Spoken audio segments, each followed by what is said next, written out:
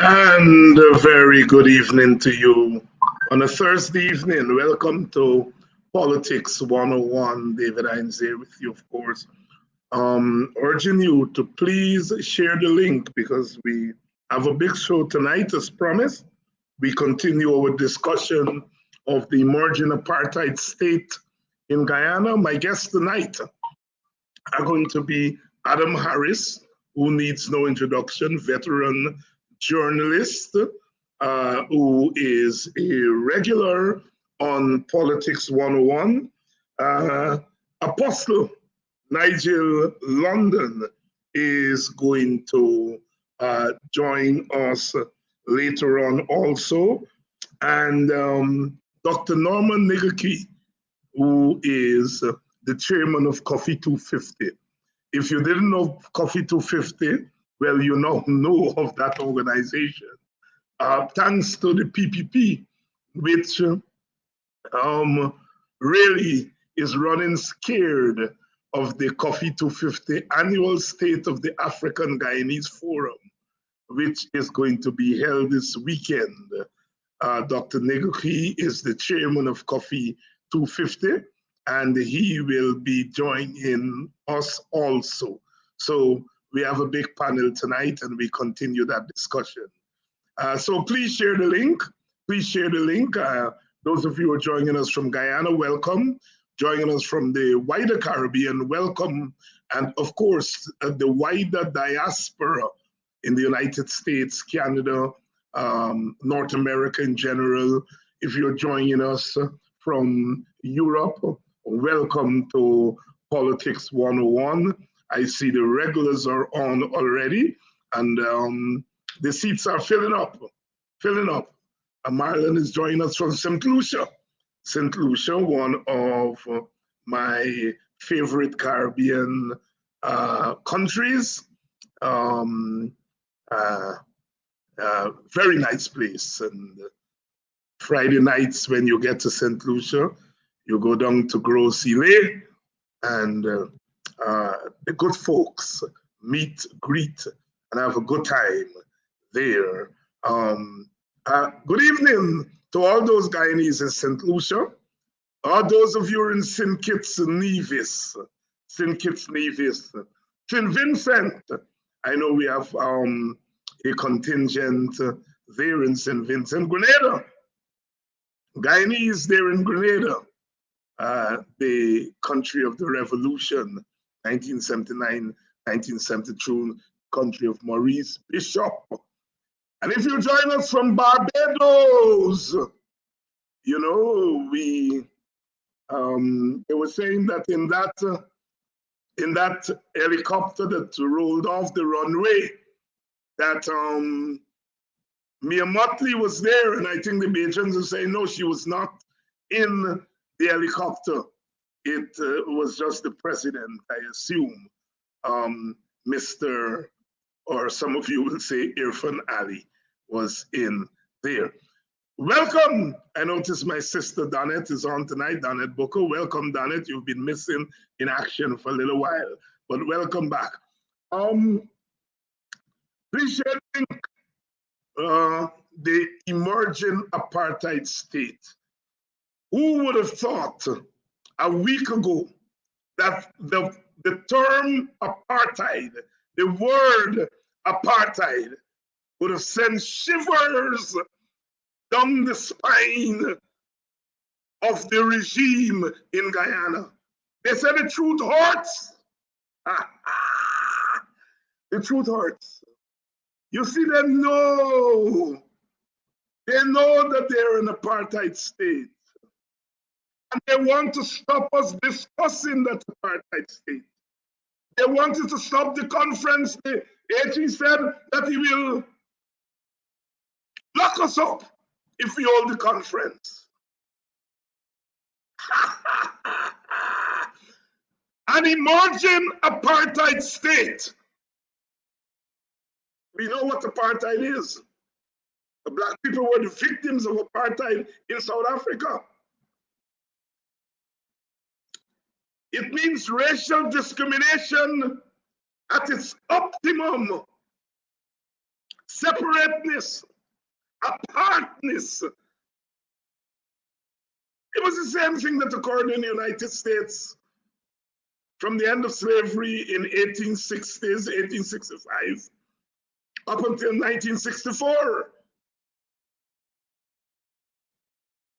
It was the same thing that occurred under Nazi rule in Germany.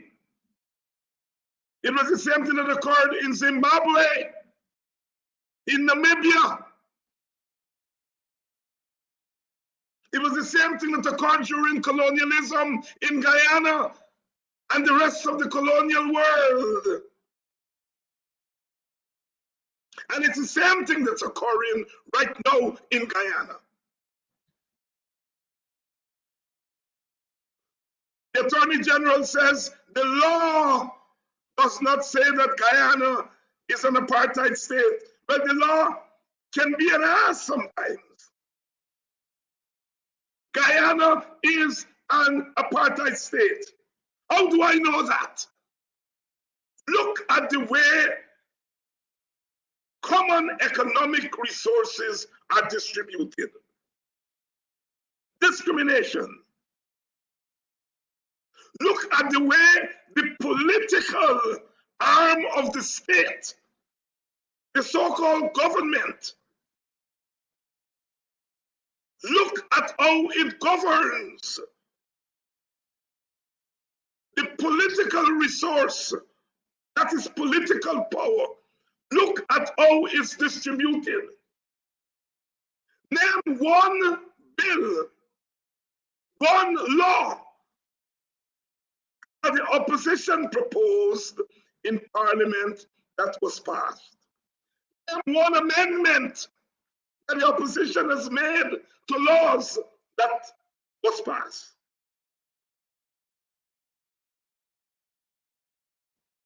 Apartheid.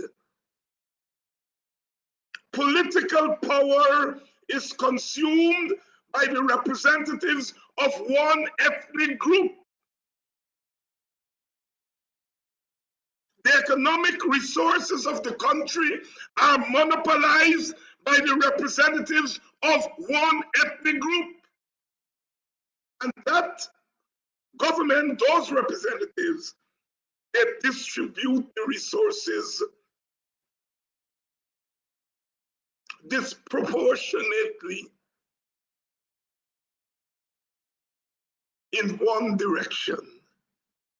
Guyana is an apartheid state.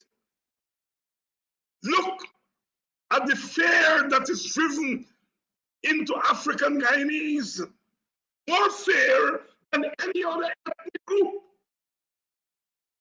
Our Indian Guyanese brothers and sisters don't live in fear of losing their jobs, in fear of losing their lives. And fear is not just political.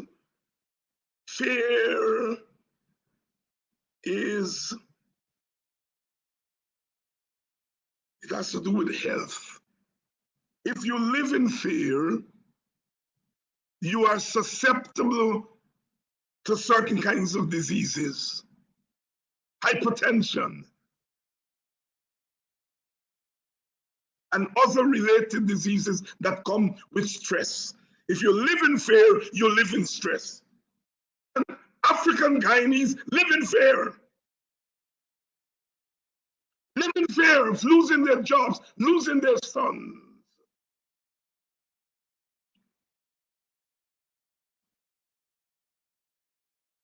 African Guyanese are more likely to die at the hands of the police extrajudicially than any other ethnic group in Guyana. Any other ethnic group in Guyana. Guyana is an apartheid state. Economically, African Guyanese are kicked down to the bottom. Politically, they're kicked down to the bottom. Extrajudicially, they're kicked down to the bottom. They live in fear more than any other group in the society. They're ghettoized.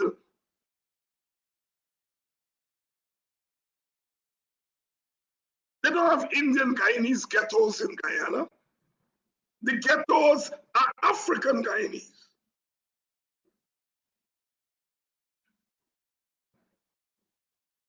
So when Coffee 250 said,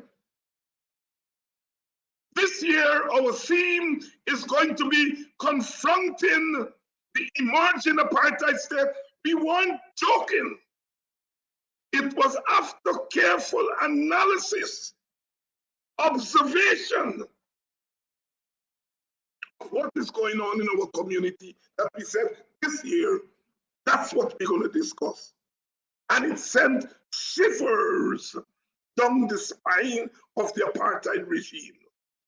I thought they had hidden it. But what covered down under calabash bound to come out. And they didn't expect us to go there. And they tried to scare away some of the participants with the hope that we would not discuss apartheid. But on Sunday at 1 p.m., the big discussion, national discussion of the apartheid state in Guyana, the PPP regime will be put on trial for crimes against African Guyanese. Crimes against African Guyanese, because apartheid is a crime.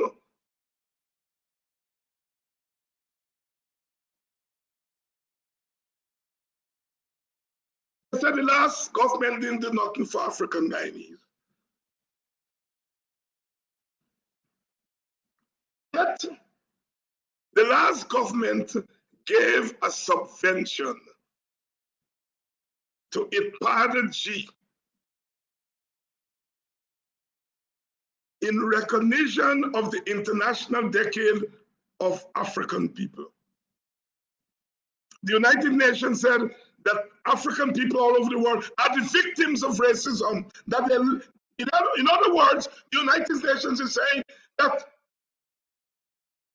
Black people in parts of the world still live in an apartheid situation. And the last government gave some money for African Guyanese to try to navigate racism and to try to bring an end to racism. And this government came in. They refused to raise that money. And then, as soon as they hear that we're going to discuss the apartheid state, they start to scandalize IPADG. Say that the members of IPADG are using the money for their own personal needs. Scandalizing Black leaders. Black leaders in Guyana are vilified more than any other leaders. That is part of apartheid. Black people's freedom of speech is curtailed, jeopardized more than any other ethnic group in Guyana. Black people's houses are bulldozed in Guyana, just as they did in apartheid South Africa. Guyana is an apartheid state. And in Nandaland, David, I say that. And I'm not saying that just as an individual. The overwhelming majority of African Guyanese know it because we live it. And you come in with all kinds of legal, stupid language to tell us that we are not living in apartheid. You've been to law school. Black people, children been to law school. Some of them may be fearful to speak out, but some of us fear not. Fear not. You all want to push us back into the plantation. We made sure that you all came to Guyana, not on a plantation. And now you all want to push us back in the plantation, not under the sun. You all think that we are so docile. Our people are so docile and stupid that we cannot exist in a state of freedom. You all have to dictate for us. Tell us who our role models should be, who our leaders should be. We did not win our freedom from slavery, but you all to tell us who we should be. We know who we are, and that's the way it's going to be. So Sunday,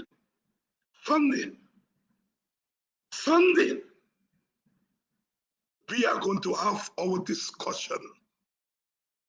Mr. Nandalal, Elfan Ali, Barajak Dio, who have appointed themselves slave masters, you all will enslave yourself. Because you're not enslaving Black people. So tonight, we want to talk about that. Tonight, we want to talk about that. And I've always said, if you speak with forked tongue, you're in trouble. If you see apartheid and you see Black people suffering, talk about Black people suffering. This thing about always that Black people suffering or Indian people suffering too.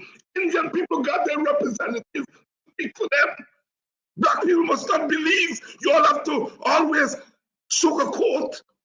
Anytime anything wrong to Indian people, Rafi Dev will speak for them.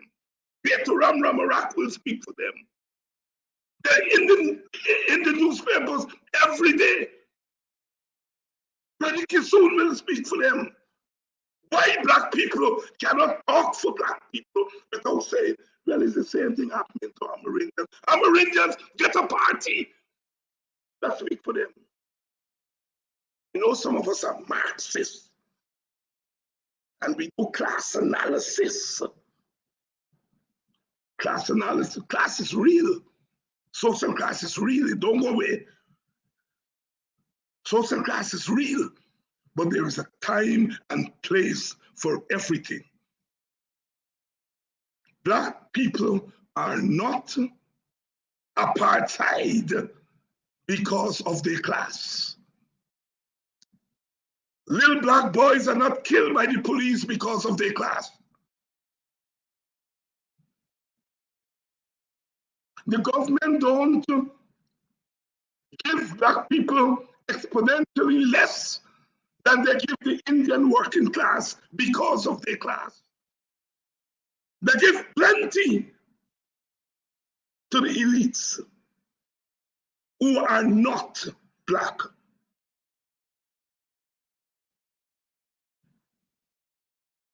They give a little to the working class. And the little they give to the working class, they give less, far less to the African working class. This is not an issue of class. Class exists. Class, social class is real. But the issue in Guyana is not social class. I'm an old Marxist. I read plenty of the Marxist book. So nobody can fool me about class analysis.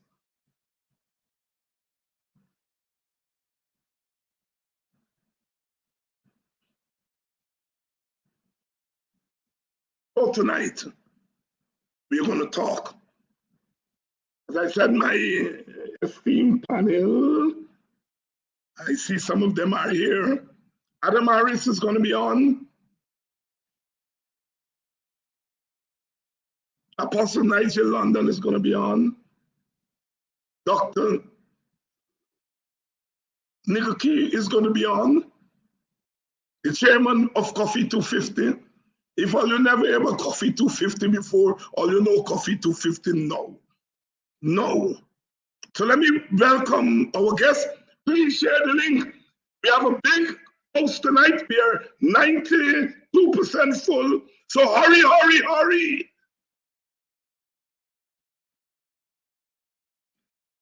Dr. Neguki, good evening. Good evening. Good evening, David. How are you? I am on top of the world. I'm on top of the world because I'm getting to speak some truth. What's on the mind? I can see you're energized. and more so, my brother, we are scaring the daylight out of the scoundrels. Brother London, good evening. Greetings. How is it in the And good evening to you bauxite and all town? of the other panelists. How is it in Inviting me Linden? here. How is it in Linden? I wish I could say that much has changed since we last spoke. I wish I could say that much has changed apart from the road, the Mabura Road project has started. That may be one of the major things we have had. Apart from that, 800 meters to be exact, they said, of road works will be done here in Linden. What they have not said is who would be the majority of the contractors given those contracts, and that's some of the things we talk about, hopefully, That's in this discussion. Wonderful. But it's unfortunate that we still have in 2022 to speak to discrimination. Yes, yes. Brother Norman, you are the chairman of Coffee 250. And you have been charged with the crime of speaking the truth.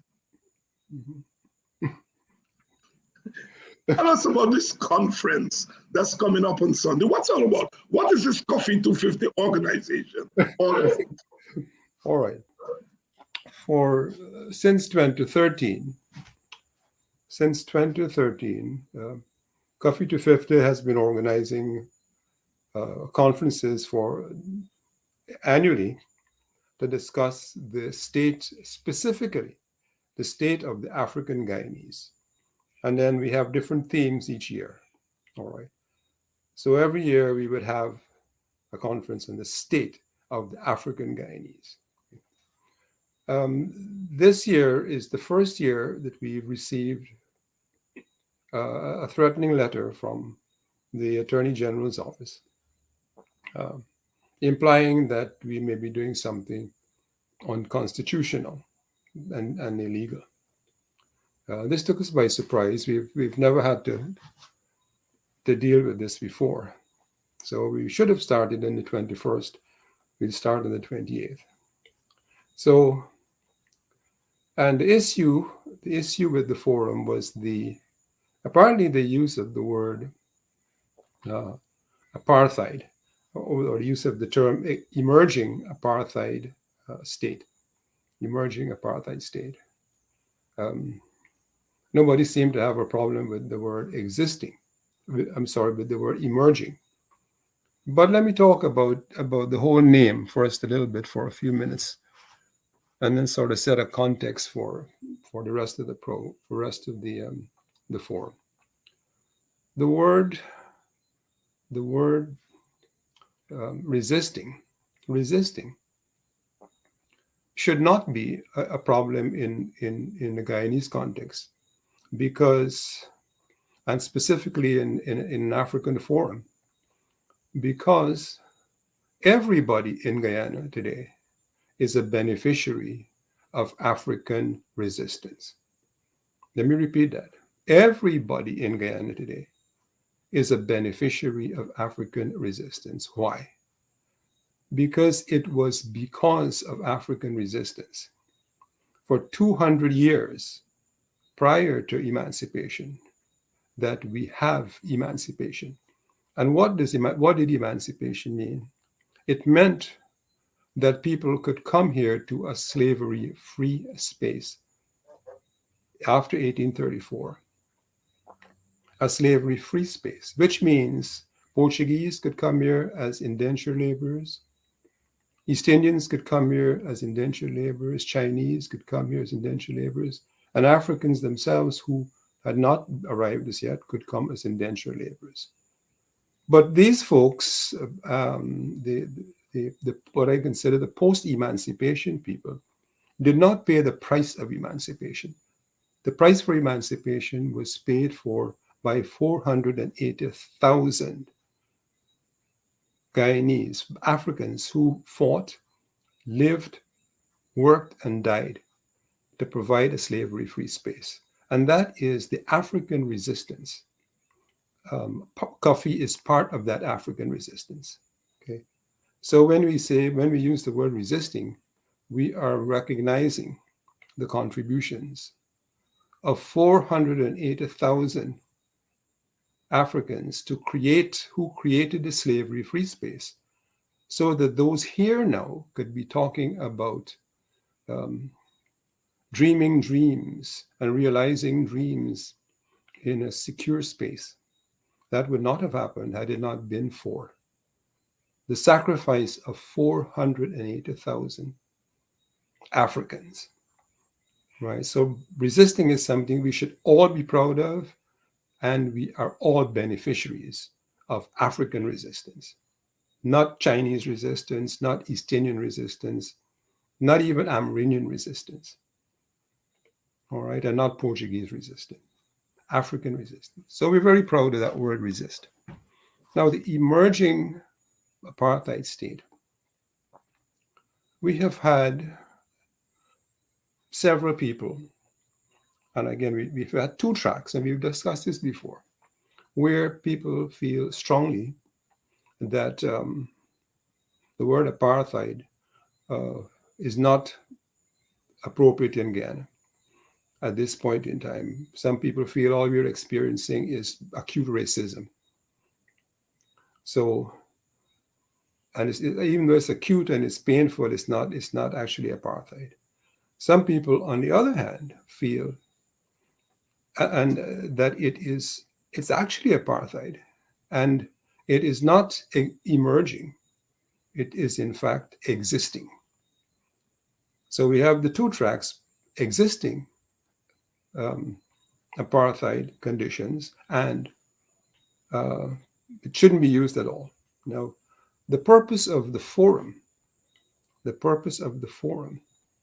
is to get a dialogue by Africans about Africans, which is how it has always been since 2013, since we had the first forum. We didn't invite anybody but the African community to talk about the African community and to come up with some thoughts on ways to move forward. We are doing nothing different in this forum. We are going to talk about the state of the African Guyanese. Right? Regardless of what other people feel, it's not people's position to tell us what our opinion should be. It is not our position as forum organizers to tell people what they should say. Right? People have a right to their opinion.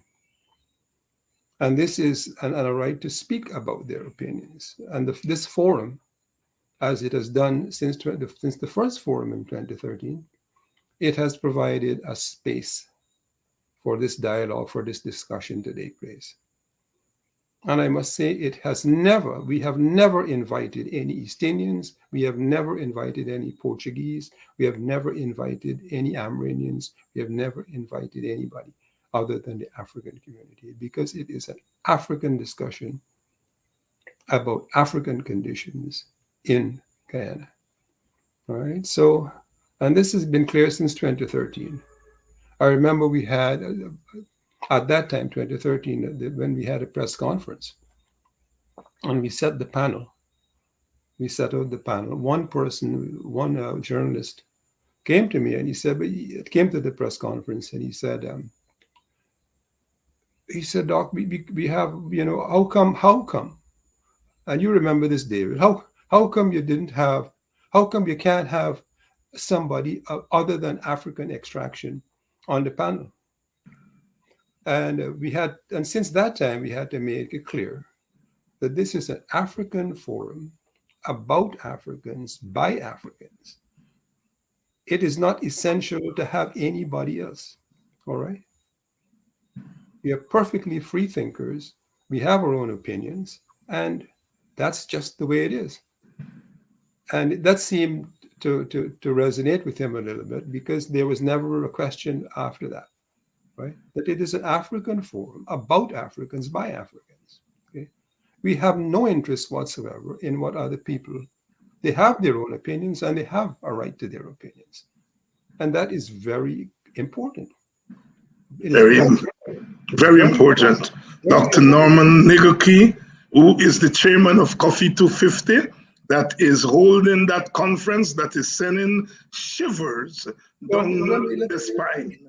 all right, but the whole idea, let me finish my thought here, David. Yeah. The whole idea is to have a space so that Africans to discuss the African conditions, right? The fact that people, and which means this, which means we are going to select who we want to present. Nobody is going to dictate to us by any means because somebody does not like somebody else, and that we should somehow consider their view as a reason for not having them on the program. It doesn't work like that. Right? We respect our own views, right? We respect the people who the panel, we have a program panel that determines who the speakers would be and who asks and confirms and so forth. So once that program says, that panel says this is what we recommend, and we agree to that, right? Then we move forward. We're not concerned about who says who about what they did, and who shoe fall down and all. That is, to us, that is just nonsense, right? It's just useless nonsense because we have our own opinions, and those opinions are our opinions, and that's the opinions that matter. Okay, so we need to be clear on that. We need to be clear on that. Yeah. So we need to be clear on that. The other thing about we find it a little it's just funny. It's just funny because this whole thing about people back talking other people and thinking because you say that I was PPP and you were PNC and you were WP, that somehow that matters.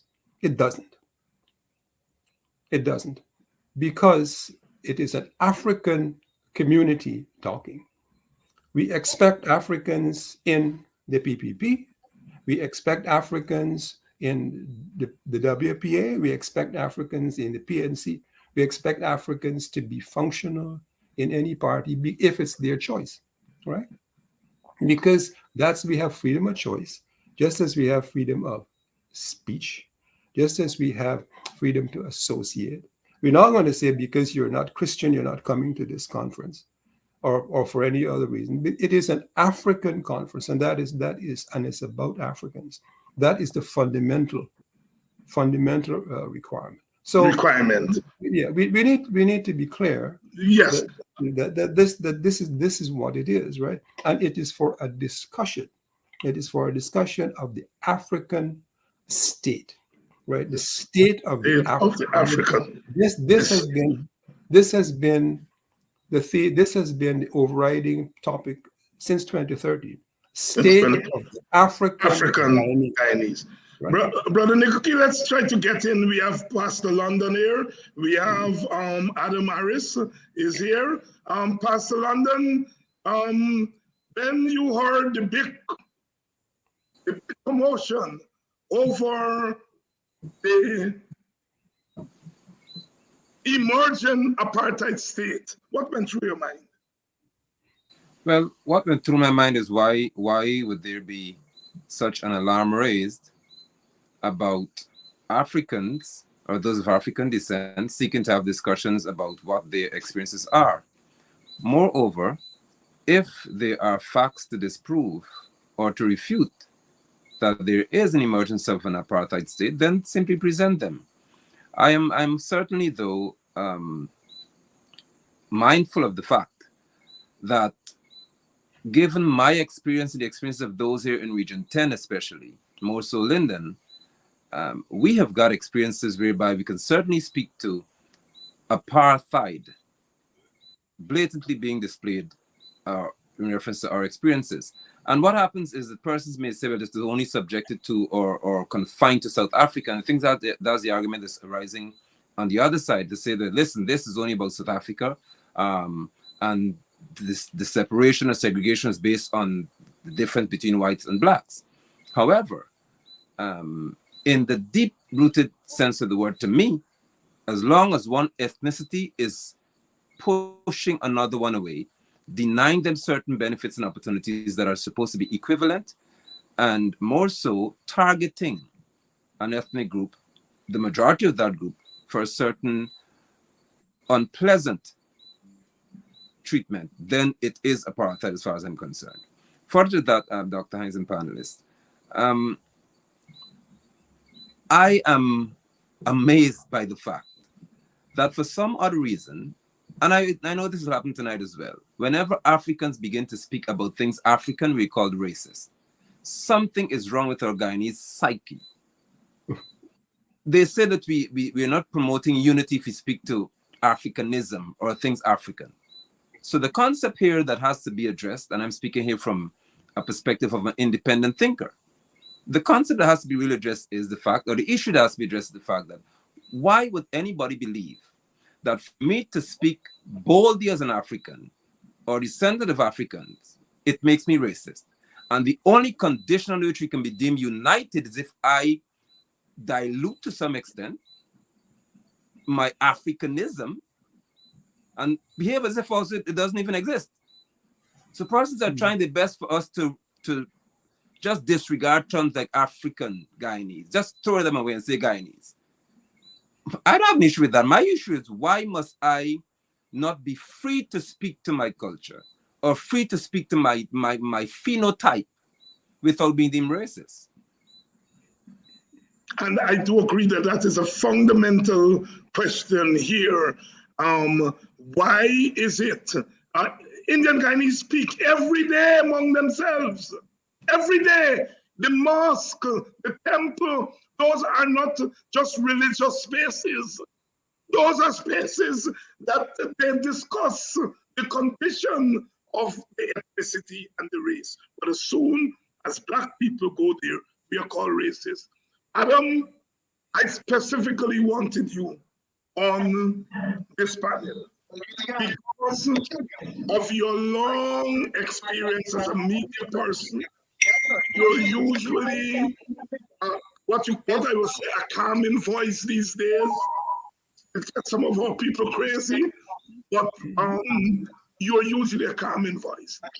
What is this commotion over this conference on the emerging apartheid state? As far as I know, and as far as I can see, the commotion is due to the fact that, one, the PPP is in power.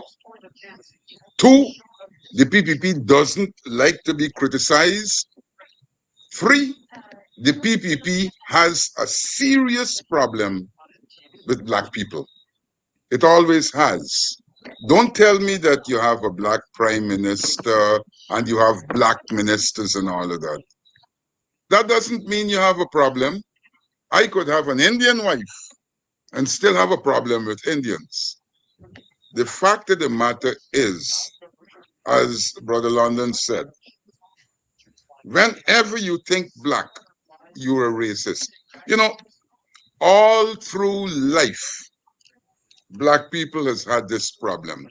I did a column on the radio yesterday, and I looked back at something that happened on the 18th of August, 1823, when Black people were slaughtered, butchered.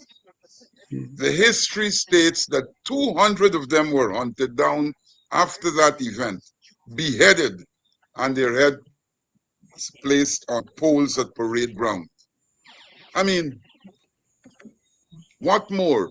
Every day somebody posts something to me about the travails of Black people in the United States. And today again, I listened to someone talking about the destruction of Africa. Why? Because they're black people. I think it has to do with the fact that we are generally an accommodating people. And somewhere along the line, we've been too accommodating, so people take us for granted. When Brother Nigaki talked about an emerging apartheid state, whether that's, and on Monday he made the same point, whether that's his view or not, he's allowing people to talk to the issue. He said he's not preventing a man from denying that fact. He said that, look, we believe in freedom of speech. And I appreciate that. And the bottom line is, for too long, have black people been denied a forum. You know, I was a little boy. I don't think Brother London was there, and you certainly weren't there, when Gold Coast got its independence on the 6th of March, 1957. I was living in an Indian community named La Jalousie on West Demerara. And I saw what that meant to the black people who lived at Windsor Forest, Blankenburg, Denamstel, and even some from Freedom Hoop. The road was a red road then, brick. But those people had a donkey cart. And for the first time in my life, I saw women with head wraps and all of that. In 1957, my mother would have been what? In her 30s? She was born in 1924. So she would have been 33. And I saw her dressing up. I saw my grandmother. It meant something to them. And for a couple of years after they celebrated Ghana Day, and then they stopped. I saw how we reacted when black leaders, Kwame Nkrumah, was killed. There wasn't too much discussion in Guyana. Why? Because he was a black man. I saw today that somebody desecrated, quote unquote, Mahatma Gandhi's statue in Queens. And that was a big talking point. Very big talking point. I wonder if a black statue had been so desecrated, whether the Indians would have said anything, whether people would have believed, oh, it's a talking point. Just like how we didn't remember just the other day, the 18th of August, what? Less than a week ago, many people didn't remember. When I posted my column and they saw what happened, some of them were surprised. They didn't know, because we do not talk about the history and struggles of the black man in this country. Brother Nigaki, I appreciate you for hosting that conference. And I hope that younger people, because they say young people don't care too much about anything outside of food and money. I hope that that conference becomes a rallying point, whether it's heading to an apartheid state or whether it's just going to be, somebody said racism. Well, look, apartheid is one race against everybody else. And in Guyana, that is happening. Don't tell me about accommodation. It is happening. The public servants couldn't get an increase because the vast majority of them are black.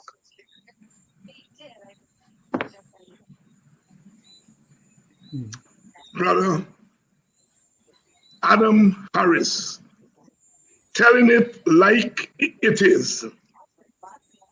Coffee 250 was born in 2013, as Brother Norman said.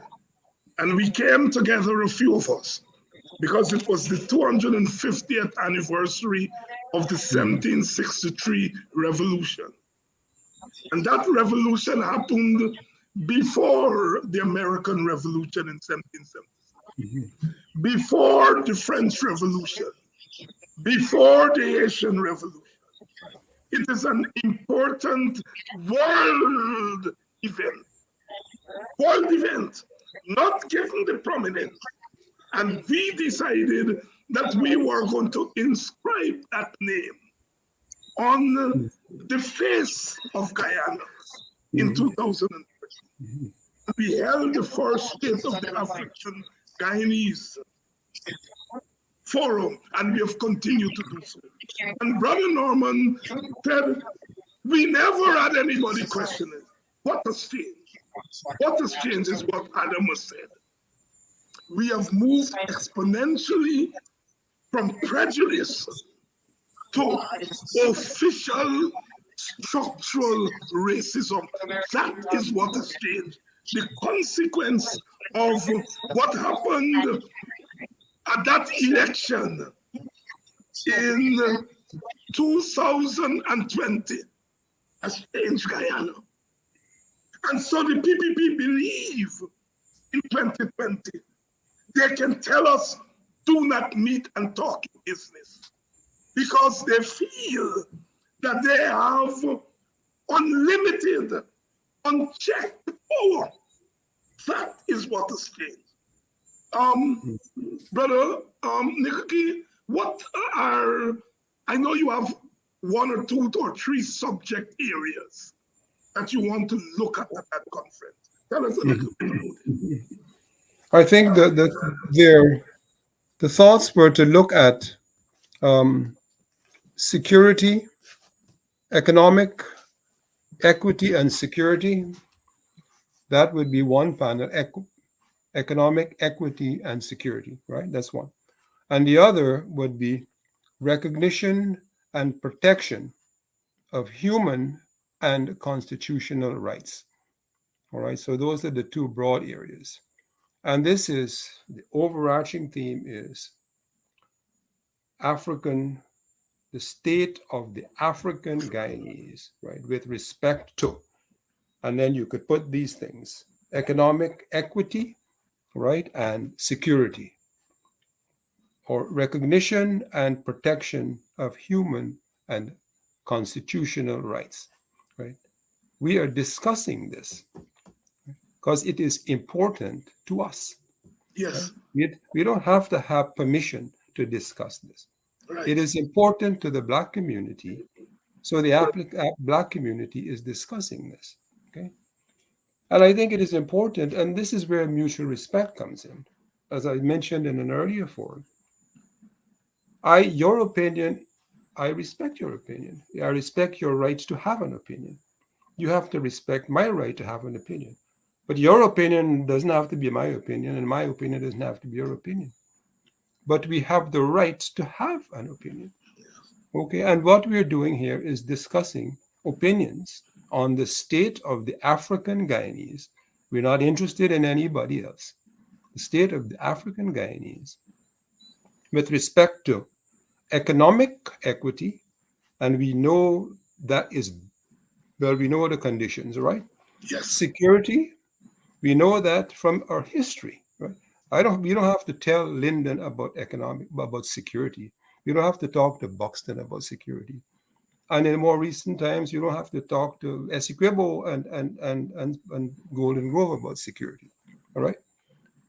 And then the other is recognition and protection of human and constitutional rights, right? The right to speech, where we are right now. And I might point out that, and why the emerging concept, the emerging, that title is most appropriate. Right? The title is most appropriate because of what? Because of the very existence of the letter that was sent, that was put in the paper, right, on the 20th. Because of the existence of it, we ought to be concerned and discussing and sharing and understanding our position. I didn't say what it contained. I'm not concerned about what it contains right now. That's a legal issue, all kinds of legality in there. But its existence is what I'm concerned about. We Yes. have never had to have a document, a reason for having forums. And like I said, this is not the first one. This has been happening since 2013. So something is emerging. Yes. Something is emerging, right? And the existence of that document is proving beyond any shadow of a doubt. This is not something that I have to say or I have to, talk about in any emphatic way. It is saying that letter that came to us is saying for itself, Self. right? It is saying for itself that something is changing, you Black people. Something is emerging Something is emerging, right? or has emerged. Or, well, this is where people think the name. Yes, One side yes. think the name should be changed, right? Yeah. It should be existing Uh-huh. because since that letter has surfaced, it's not emerging anymore. It has That's right. already emerged, right? That's right. Right. That's right. So, yeah, but again, these are not things, David, that I am making up.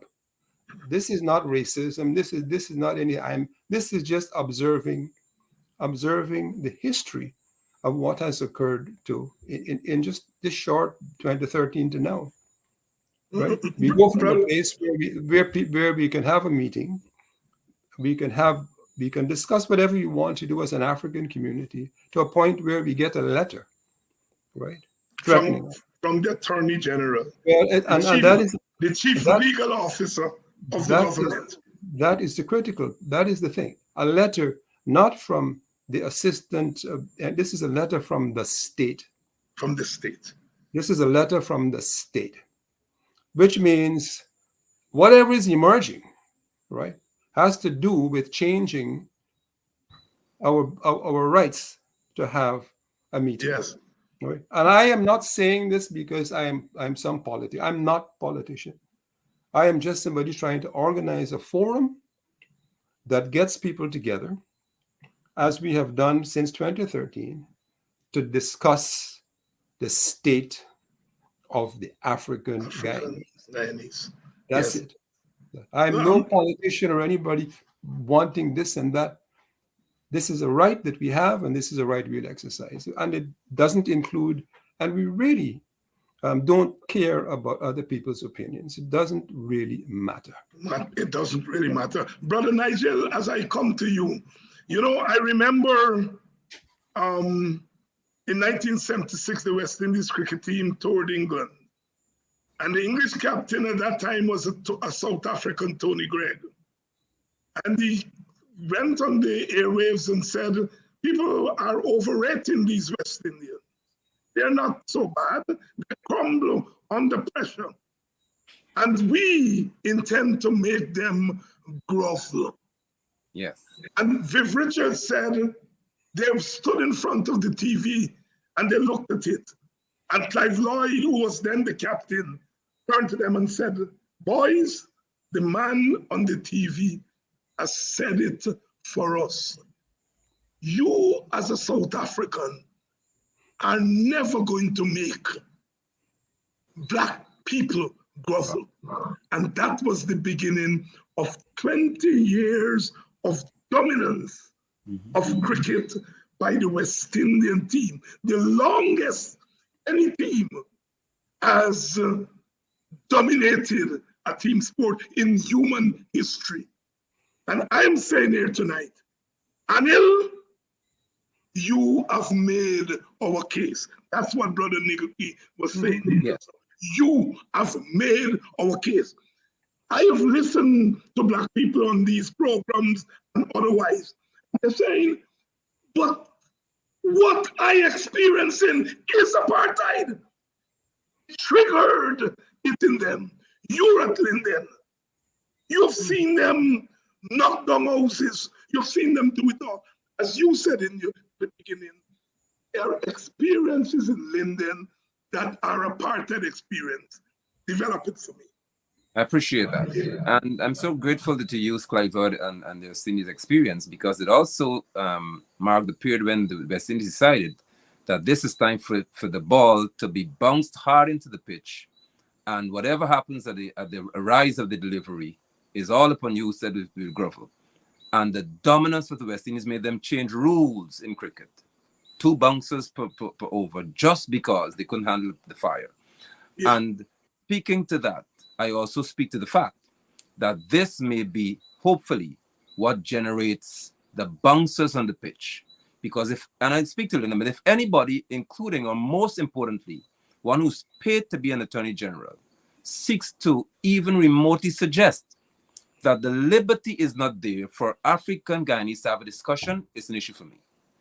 Even if he doesn't say that in practical terms or literal terms, the fact that it suggests that this forum requires a letter is an issue.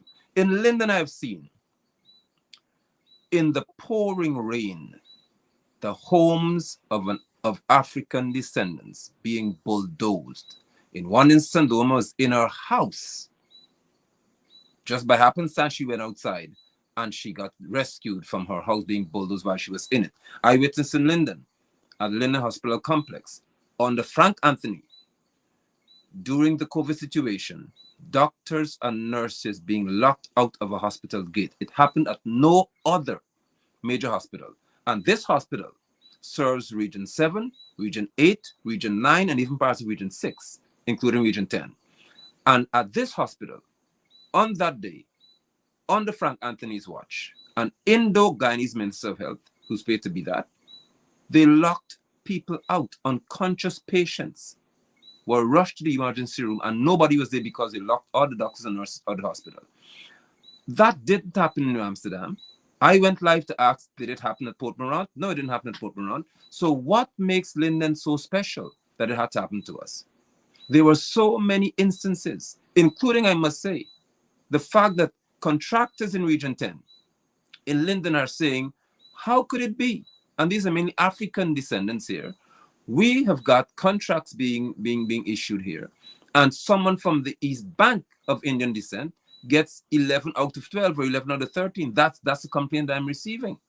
And I've seen and spoken to it, where one contractor, Sugrim, I think, or whatever his name is, blocked the road for 3 months. A major road in a predominantly African descent neighborhood blocked the road for 3 months. And it was not until I went live the other day to speak to this that decided at this next night. That's the first time I saw roadworks occurring in Linden at night. They decided they're going to start doing something about it. So if there is no apartheid system in Guyana emerging or present, why are those communities of African descendants suffering in this manner? Why?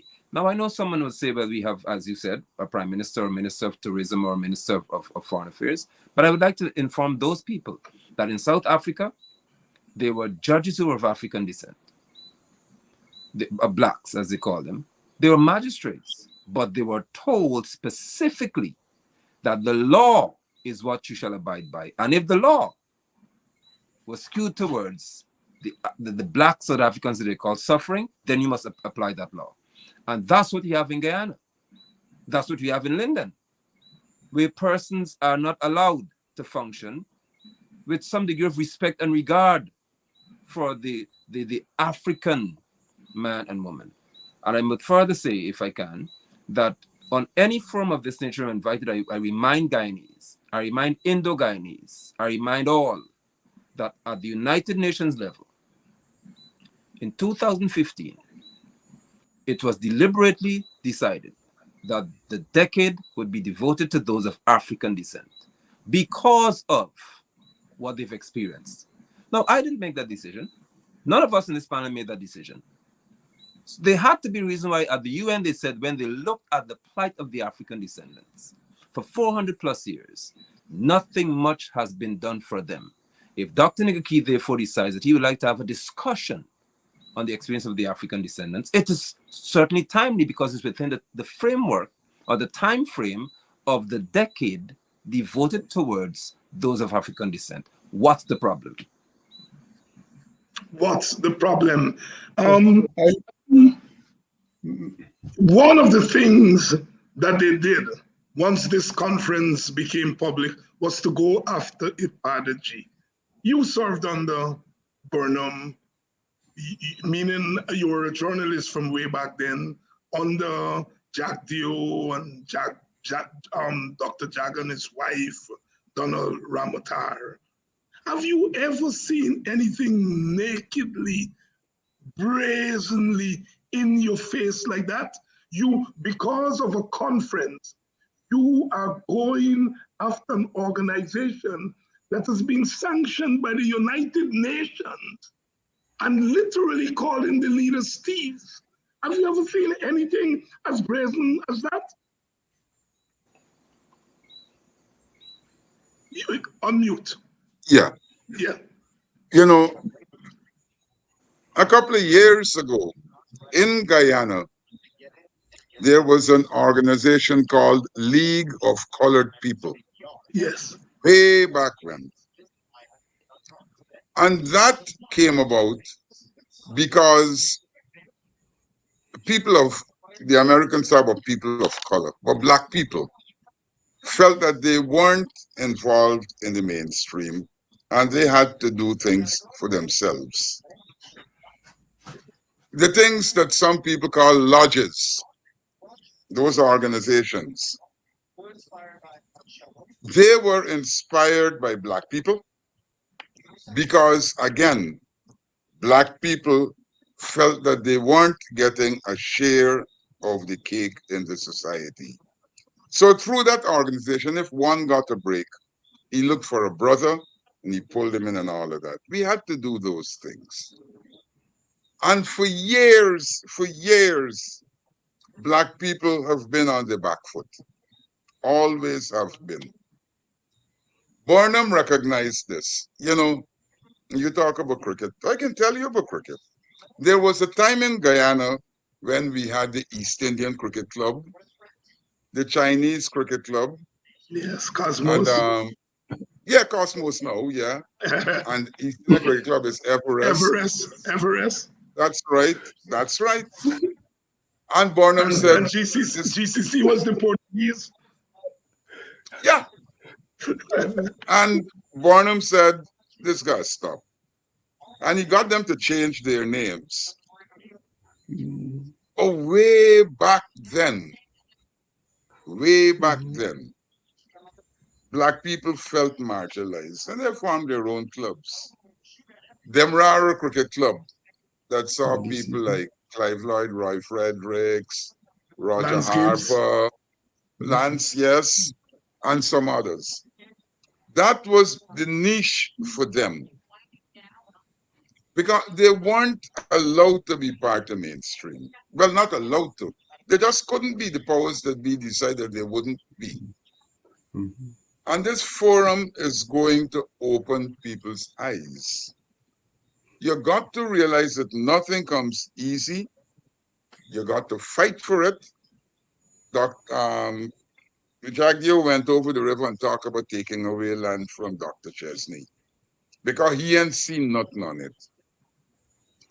He ain't talk about taking back land from people who you gave for house lots and they ain't got the money to build the houses, so they're in bush. You ain't talk about taking that back. Dr. Chesney, you pick on him. And as Aubrey Norton had to ask, is it because he's black? Black people got to be just fight for everything. They got to organize themselves. And it's not that we don't like the other races. It's not that. It's just that we have to look after ourselves also. And we have not been doing that. We haven't been doing that. So this forum might help us to come out and look after ourselves and look after others who look like us, because we don't get a fair break in this society. Adam Harris there. Adam mentioned the League of Colored People. It was founded in England in the 1930s. Our own John Carter was a secretary while he was a student. Dr. Peter Millard, a Jamaican, was the chairman. And when John Carter came home, he formed the Guyana a chapter of the League of Colored People that included people like Llewellyn John, Berkeley Gaskin, Winifred Gaskin, and so forth. And it was out of the League of Colored People Askrea came, because Askrea, the quarters was in 3rd Street, Alberton. It was owned by the League of Colored People at the time. So we have had a long history of our people standing up and so on, and dealing with our own problems without anybody telling us to do so. All right? And the fact that in 2022, a little boy, because that's what they are, little short-tail boys, feel that they can talk to a people who underwent the worst and most heinous experience of humanity, slavery. Be that, come out of that, went under colonialism, beat it. And now you think you can talk to us and tell us we ought not to talk to people. I'm saying here tonight, little boy, and it'll that ain't gonna happen. And this will be the last time that you will threaten African Guyanese. Nikki, you're also having people from the regions telling us about the state of African Guyanese, West Coast, East, right. etc. Talk about that. The program is being developed right now, right? And what we will do is once we get it finalized, right, then we will circulate the relevant information, right? We don't want to talk about things that are not final, right? Concrete, right? But just to say that people are now coming forward to participate in the conference. Yes, but that is, I think that is true. That is true, because what has happened, right, is I think this the existence of this letter has rubbed people the wrong way, right? And again, I didn't write the letter. This is a letter that never existed, and now it exists, right? And people are asking themselves, do we need more proof? Do we need more proof? Or do we need to get organized, understand what's happening, discuss the situation, and do what we have to do, right? So, and I think this is what is happening. It's not that somebody is promoting anything. People are coming to that conclusion themselves, based on not what I did, but based on the way things evolved. Okay, and all we're doing as part of this forum is to provide a free space so that people can speak openly and they can speak clearly about what it is that's going on. The forum is on Sunday at what time? It's Sunday at 1 o'clock. At 1 o'clock, and it's virtual. So we are going to publish the necessary information. Yes. Are people going to be allowed to get into the virtual room in the conference? It will be streamed on Village Voice and on Facebook. And of course, on CAMS TV, it will be streamed there also. Right. There'll be other places, but again, Brother Nigel, you have lived in other countries, or at least one other country than Guyana, and you've seen African people in different settings. What is different about Guyana, the Black experience here in Guyana, and let's say the Bahamas? Thank you. Go ahead. I've lived in the Bahamas and the USA. And I was happy when I got to the Bahamas. And the reason I was so happy was that I said it actually to my family. This was the first time after 20 plus years being in Guyana that I was able to see Africans living at a particular economic level. I never saw that here. I never saw Africans having a voice and being dominant economically. I never saw that here. And so that experience for me was really an awakening. And I realized then that there was a difference in reference to how they saw themselves. However, I also had an opportunity to see, because the white Bahamians are called Conky Joes, and I saw that even on a particular island I went to live called Abaco, that there was an attitude that brought a bitter taste in my mouth because it reminded me of Guyana, where these people believed that they were better than the Africans, the Bahamians. And so I had a chance to see two sides of the coin. One whereby the predominantly African Bahamians, they were living well for the greater part. And then you have an island whereby the white Bahamians felt that they had power to do whatever they wanted to do. But the difference there was that many Africans said, not here. You're not going to try that with us. And they were very cautious about how they were walking. In the US, of course, we know that I always say the US is still a very racist environment. But when I think about Guyana, but home, my experience as an African man, my experiences as a descendant of Africans, because of where I lived as a boy in New Amsterdam, I had and quite a few of them, terrible experiences as a primary school boy with racism. And I say this, and I've said it at election, and I say it again. As one little boy walking in from school, a grade 5 child, I was about 10 years old, 5 or 6 Indian men said, let me kill the little black man. I heard this was election period. That's what they said. When they said that, it was in a lonely, a secluded area. I was headed home to where I lived in Burmine compound. I didn't run from them. I ran to a heap of stones, fortunately so, and I had 5 men running up there because I was pelting rocks at them all the time. They ran direction where I was living. The security saw me chasing these men past my house, crying because I was enraged. And when he came and grabbed me, and we had security guards in them because of my father's position. And I asked what happened. I said, these men said to me or to each other, let's kill this big black boy. Now, if I can live that as a 10-year-old boy, what doesn't give me the right? And I haven't developed hatred for any Indian person. I hate those men who did that to me. But what denies me the right to say that my experience in Guyana as an African deserves to be spoken of on any platform? For example, if Dr. Niki has a platform and say, okay, then Guyanese, what was your experience as an African? Why can I not share it? Because it's what I've lived here. I've lived where people said to me, when I walk into stores, they refuse to even say good morning. That happened to me in Grove on the East Bank. I said it 3 times. And a store owner of Indian descent refused to answer me. He was in the newspaper. And I said, I'm talking to you. I said, good morning.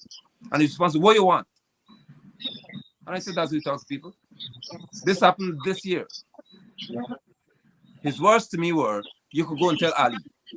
And I said, no, Ali has you doing what you're doing now. Because it's because of this administration. You believe that you can rise and disrespect Africans, but not this one. That's my experience. If I've had these experiences, there should be a forum in which other Guyanese like me can share them. Of course, we have experiences that are tremendously heartwarming with those of Indian descent. I have brothers who are very close to me in the faith, but it doesn't negate the fact that I have had experiences that are worthy of being shared either way. Adam, go ahead, Norman, and then I'll bring in Adam. All right. I think, thank you, Mr. London. I think that is the whole purpose of the forum, because an individual could have had both types of experiences, and I'm glad you cite that. You could have positive experiences. The same individual could have positive and negative experiences, and they need to share that, right? Because that is our reality. Okay? Nobody hates all the Indians in the world, and nobody hates all the black people or hates all the white people. But everybody has their own unique experience. Everybody has their own unique path. And it is important for us to talk about the past, to talk about those experiences, so that we will know we could get together and put a program in place that makes sense to the African community. Right? And that's the purpose, is to provide a space so that the African community can discuss, as we said, economic equity and security, right? And recognition and protection of human and constitutional rights.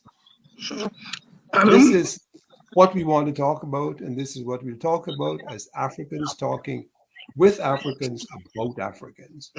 We're not, Adam, it's not about any, it's yeah, just our yeah, state at yeah, this point in time. yeah.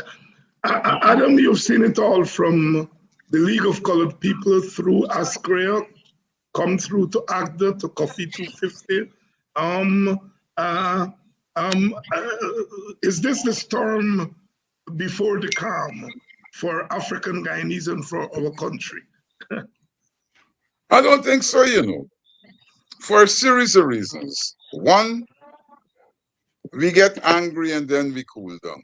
Uh, Our problem is maintaining that dignity that we should have. And I say that because, nowadays you hear in the criminal underworld, they catch a few little black boys and they send them to hurt black people. Those boys, I don't know. We have the prisons in Guyana where black people, I think they say, constitute what, 39% of the population? But they have the largest number in prison in Guyana. And there's a reason for that. One, education.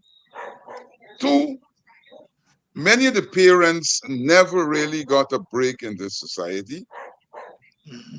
So they couldn't really fashion the lives of their children. The offshoot is that we tend to look for the easy way out. We look for the easy way out. This forum that Dr. Nigaki talking about, it got a lot of potential. This topic, got a lot of potential. But from here, what next? I've had my share of clashes with people of East Indian descent. I lived among them and we were excellent. They're still my body friends today. During 1963-64, when I was living at Bedford Acting, I went to LBI, pulling cane out the punt, and got beaten. I know I had friends, I think I talked about it before, during disturbances. One of his name always stuck in my head, Arthur Haywood, riding home from work at Leonora and got killed because he was black. So when this situation that is existing now, it might be more brazen. It might be the fact that there is official sanction to it. On Tuesday, they had a press conference. And I can't remember the name of the fellow, I'm seeing him in front of me. Talked about the agriculture minister saying, look, I will give this community relief, some community in West Bobis. And he sent an excavator. And no sooner the excavator land that somebody said, look, move the thing. We got people who support, we need it. And they moved it from a black community to another community. So there is some official sanction to something against black people. Having this forum, therefore, is one way of looking at what is happening.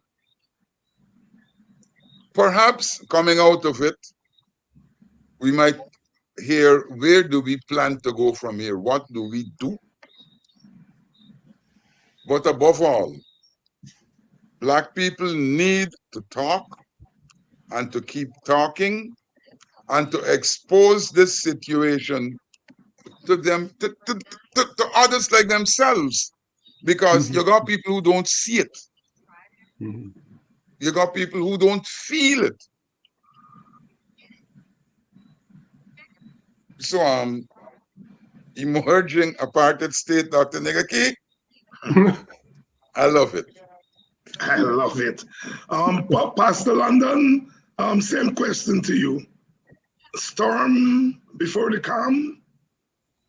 Hopefully it is, and I hope that there's no calm until every African Guyanese believes and feels that they've been treated collectively with some degree of regard and honor, Mhm. including their right to speak freely about their African experiences. I recall when Priya Manik Chan said with the hairstyle story that there needs to be a discussion. That's what she said. Maybe Anna didn't hear her, but she said it, that there needs to be discussion about the African experience.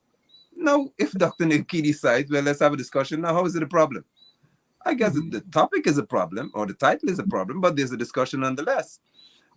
So if we don't have discussions of this nature, or storms arising, even what Nandala would have written today in the article, it has to trigger a storm, and the storm must generate discussions that would lead to the betterment of Africans. Because for us to say that we want betterment for all Guyanese, while other Guyanese are saying that if we only say we want betterment for Africans and we're racist, we have a problem. Africans have suffered tremendously. History has proven it.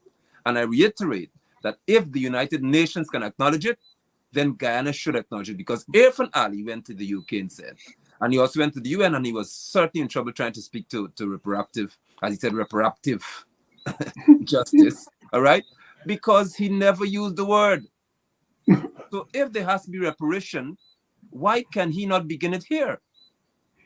He should be happy that there's such a forum to say, well, you've had the discussion, now we not have a storm, because the calm will come when we respect you.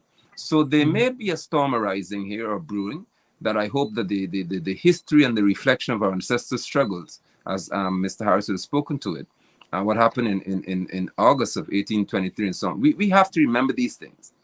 And remember that it took us a place, or brought us to a place whereby we know about storms. But I would also say that if the calm comes, the calm must not be what is typically African, where we sit back and allow people to disrespect us in the name of peace. Calmness for me means that there will always be a reminder in somebody's mind that if you push the wrong button, you'll get a reaction you don't like. I could be calm under those circumstances.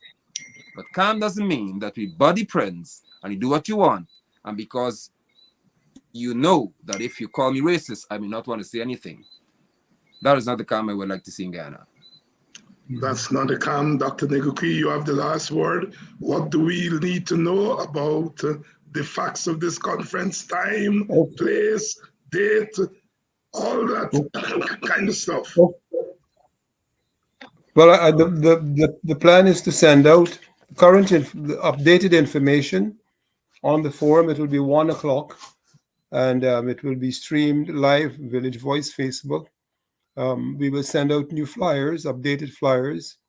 It will be live streamed on on several channels also. But that information again will come out as an updated flyer. So stay tuned. Will people get a chance to ask questions and so on? Yes. Yes. Yes, I think there's a provision. There'll be a provision for that. But it's a Zoom. It's a Zoom program. It's a Zoom forum. Virtual forum. It's a virtual forum, right? Virtual forum on Zoom. And I think it is important, though. Let me make one final statement.